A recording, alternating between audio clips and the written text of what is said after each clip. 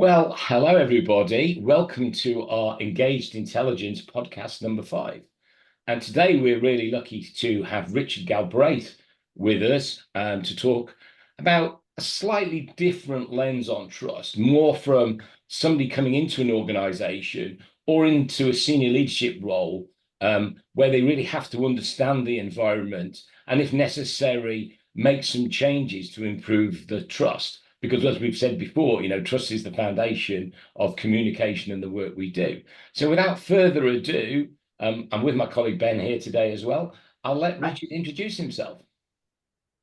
Thank you, John. Thank you, Ben. It's really good to be able to talk about such an important subject. So I'm Richard Galbraith. I'm a technical bod.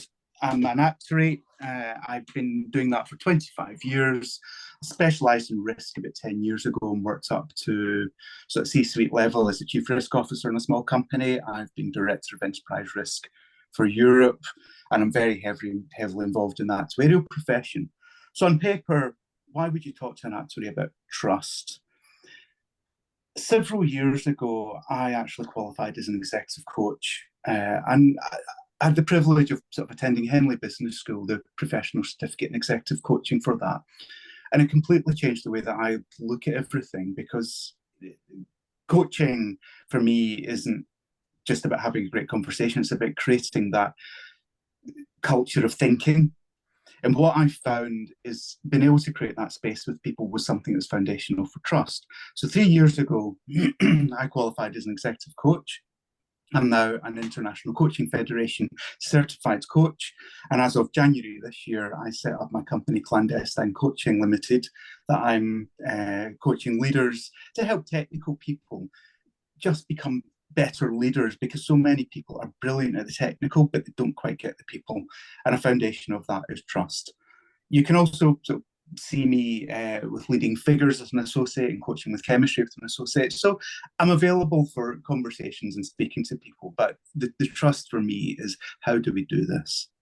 Brilliant, Richard. What a wonderful and colourful career. So we'll get straight into it. So I'm going to ask you the first question, and again, think about your background, think about your experience. So if you're a new leader coming into an organization or going through a big promotion, one or the other, what are the sort of top 3 things you'd be looking for in and around trust when you were moving into either the role or a large group or departments, etc.? What are the things you'll be looking for? Is creating. So I think for me to start, coming in new or being promoted, I'm going to be dealing with a lot of new people. Trust is something that does have to be earned. It has to be built. And actually, if I don't know you, it's very, very hard to trust you.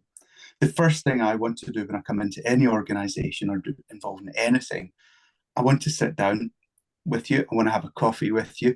Ideally, do that face to face. During COVID, a few years ago, obviously that was quite difficult, but I would reach out to people, have short conversations, ask them about them, tell them about me. I've got nothing to hide. I want to share stuff. I want to be authentic. And for me, that authenticity and sharing who I am allows people to get to know who I am. It's like we've just done, what have I done as my career? You've got a little flavour of what that is. So that would be the first one. Get to know people. Actually getting into the role itself, one of the most important things is competence. If I'm not good at what I do, you're going to struggle to trust me to do what I do. So actually, I need to be organised. I need to turn up. I need to prepare for meetings. I need to be thoughtful about what I promise to people there. And I need to be dependable. And I just need to sort of support the people around me. There's also a really important point here about the ethical behaviours, because if you can't trust what I do, how can you trust what I say? So there's integrity, is loyalty for that team that I've got, is supporting the team, it's backing the team, it's actually talking them up, saying how good they are, it's being open to different perspectives. It's not saying to people, you're wrong, I'm right, get on with it. It's actually, well, where are you coming from in this? Why have you got to this? Be safe to share. And I think there's something in that as well. It is actually being vulnerable. And it's something that I don't think comes into all discussions on trusts. But if I seem to know everything, there's a little bit of a disjoint there. But if I'm vulnerable and I'm coming up to you, John, I'm not sure how this works. Could you share your knowledge? Could you advise me? Could you help me? That helps trust. So bringing all that together, I think to gain trust is a little bit like a currency, let's say. You have to give some of it away to earn it. And that in my place gives trust. Because if I give you trust to do something, you're more likely to give me trust in return to do something. So, yeah. Richard, you've spoken a lot there about trust on a one-to-one basis with the people you're working directly with. In a larger company, what would you do to manage trust with the people you might not be able to sit down with because they're in a different geography, or just because there are too many people for you to be able to have that individual one-to-one relationship? It's an interesting question, Ben. I like that. I think in a lot of companies there are hierarchies, and I think it's understanding who are the most influential people there. Because there's a lot of people I've dealt with before that if I know somebody and somebody's asking me how would I do this, I would actually point them to that person saying, well, I've dealt with Ben before. He's a good guy. I trust him. Go and have a word with him. So it's actually, I can't speak to everybody in a company or a team of 180 people or thousands of people, but there's certain people that I'll be able to point to that I will be able to build a relationship with, that I can actually connect in with there. I think there's a second point in that there as well, that it's actually that, what do I want to call it? Group trust. So if I'm actually leading a team or a function, and I am actually trying to display the values that I want and actually bring the people along with me to trust me, what I've found is my team is more trusted because the way they interact with people is being trusted. So each of the people are replicating or following in the way that I'm trying to sort of work things. They're engaging with people. So actually they're engaging with their peers, which actually puts the team and the function in a different light, which builds the trust. So it's almost spreading that trust. And I've spoken to people. I remember one client that I spoke to, she'd come into a company and she said, I hate the culture. And she was struggling with it. And my question to her was, well, why did the person bring you into the company? And they said, well, because they liked my culture. They liked the trust that I had with my people. And my challenge to her was, how can you be that change? How can you spread that trust to people? And so for me, it's sharing it with the team so the team can share it with others. But it's actually people will want to work with us because it unlocks those bits of distrust, and it is unblocking a lot of the stuff that goes on. So it spreads the trust, let's say. Yeah, I love that. I mean, and you talked about group trust, which is very important. I think the other thing is you talked about give to get, right? And that's the concept of, you have to be trustworthy and trusted, and it takes a bit of time to build a relationship.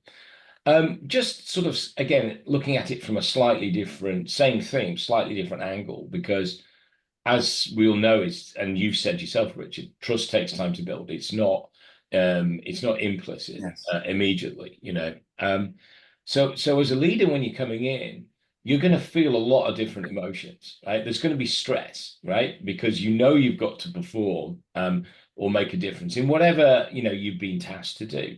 So give us some ideas so the listeners can get a feel for what are the sort of emotions that you may go through as a leader when you move into those roles. Again, John, it's a spot on question. When we go into new roles, often people limit themselves because they'll do stuff that they already know how to do. As an actuary, I want to know the data. As a risk professional, I want to know how to mitigate it. I've been advised in the past when I've been trying to manage and limit every single thing that I'm doing unless I know what's going to look like. Somebody said to me, what if there's no data? Often I'll have to go into a role that I don't know how it's going to turn out, and I have to trust myself and I have to trust those people around me. The feelings that I get in that are often probably downright fear. Am I going to fail here? But one of the biggest things I get, I wonder if it's a feeling, but I would probably say imposter syndrome. Am I good enough? Mm. And that imposter syndrome can display itself in so many ways that I can actually overcompensate by doing too many hours. I can try and sort of dot all the I's and cross all the T's and sort of challenge everything, but then I start to micromanage, which again removes trust. So I actually need to stand back from that and engage the people around me, because that imposter syndrome is a difficult one. And I do wonder, is the further up in a company that you go, the more imposter syndrome that you get, because the less people that you have around you to be able to challenge you or feel comfortable challenging you. So I think that imposter syndrome is a massive, overwhelming feeling that can actually lock people down to do anything. And I think, coming back to the point I touched on earlier, I think actually being vulnerable, showing your concerns, your fears, your weaknesses to work, and how you work together, has a massive opportunity there. So actually bringing those feelings together, if you can actually say, John, I am a bit nervous about this role. It's the first time I've stepped into this position. I need your support. You're all experts around me. I don't know everything, but I'm pretty sure as a team we can figure it out. You build something there that actually we're helping each other.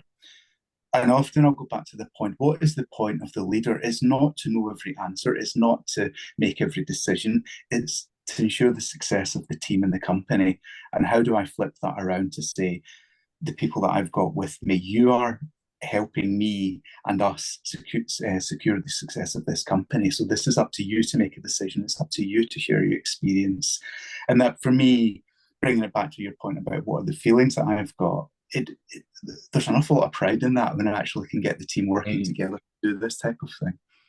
So if I can just summarize that quickly, please. Would you agree that what you're saying is, in order to cope with the emotions, which are very strong when you take on a leadership position like that, there are two important things. One of those is to trust the people you're with enough that you can be vulnerable. So it's to give that trust to them. And the second is perhaps to allow yourself to trust yourself to be able to do the job as well. Those two things are those two aspects of trust are the initial driving force to allow you to be authentically you when you enter a role. I think that's well said. If it's okay, I want to add a couple of bits around this. And again, for technical people, often they go, that's really difficult. One, don't remove emotions from the workplace, but be aware of them. Talk about them. I'm having a bad day. I'm having a great day. I'm a bit nervous about this. Embrace what's there. Use them as other sources of data to think about stuff. I think the second point there, it's the word compassion comes to mind. Be compassionate to yourself. You will get it wrong. That's not a question. You will get it wrong. But use that as a learning opportunity. And it's actually working with your team. You're not going to get it right all the time, but actually say to people that there will be good days, there will be bad days, we will be rushed, we will struggle. Occasionally I will say the wrong thing. Trust me that you know what I'm trying to say. Challenge me, have those open conversations. So absolutely, it's giving that trust. To get that trust, being vulnerable, embrace the emotions, but also be kind to yourself when it doesn't quite work out. Yeah, and it's all about human. All the time you were talking there, Rich, I was thinking about humanization, right, rather than dehumanization. This whole thing about being vulnerable. I have had similar experiences a few years ago when I was doing an interim role, and very, very challenging, very scary. But if you're going to make a difference, you have to go and be vulnerable. And when you are vulnerable in an appropriate way, and so people don't confuse it, it's not about being weak. It's a bit like confident humility. Vulnerability is different. Vulnerability is just showing people out there that you don't know everything, right? And you're prepared to work with them and humanize and build relationships. So I think that's extremely powerful points you made there, Richard. I guess, just really just as we move more to a sort of close, we're really good to get your perspective, I think. What would your advice be, Richard, having done many new roles and different transitions to new leaders, right, who are coming into a role, right? Maybe fear that imposter syndrome, right? But know internally that they have to build trust if it's not there, or build on it if it is. What would you be your takeaways? What would be your advice for new leaders in that situation? I'm actually going to pick up on your last point on that, because I think that's very relevant to this. Be human about it. This is about relationships. You can't just assume that the trust is there. You need to go in and build trust, speak to people. If you're not seeing the trust, I think a powerful question is, what will you need to be able to trust me?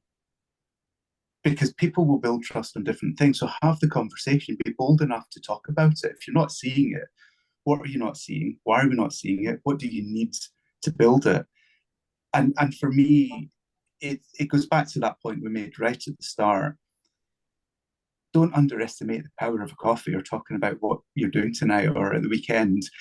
If you get to know people, you actually know who they are, you feel more comfortable with them, you can have more open conversations.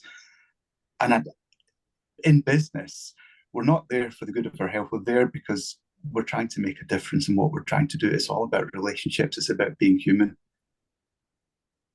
That's great, Richard. Thank you very much indeed. It was a great point to finish on there. So just as we close, Richard, where can people reach out to you, if they need to contact you? Because obviously you've got a lot of experience in this area.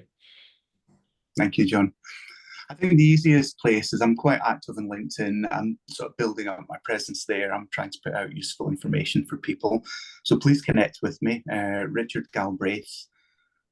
You can also get me at richards@clandestinecoaching.com. Those would be the two best places to get me. And I'm probably still a bit of an actuary about responding to things. I'll get back to you very quickly. And I enjoy connecting with people. I enjoy different perspectives and speaking with as many people as possible. That's great, Richard. So thank you everybody for listening. So it's a thank you for myself and Ben and the three of us. And please listen to this one, like and share with your friends. We'll be hopefully doing another one fairly soon with a slightly different lens again on trust. So we look forward to seeing you again. Thank you very much indeed. Thank you very much.